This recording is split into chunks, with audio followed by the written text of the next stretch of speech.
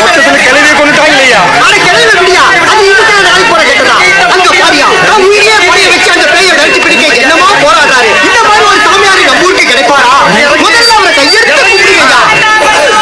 அப்பாடா, நம்பிட்டாங்க. ஏய், மரத்தை விட்டு இறங்கி எங்க ஓடுற? எர்றாண்ட உனக்கு வர. தப்பிச்சோம்டா. சொல்லிவிட்டு ஐயனாரே, ஒரு குலக்கேசல இருந்து உன் பிள்ளையை காப்பாத்திட்டப்பா. இந்த உலகத்துல எந்த ஊர் எந்த கண்ட்ரி டெவலப் ஆனாலும் இந்த ஊர் மட்டும் டெவலப் ஆகக்கூடாது. அப்பதான் என்ன மாதிரி துப்பாக்கூர் சாமியாரெல்லாம் பொழப்பு நடத்த முடியும். நன்றி நன்றி நன்றி.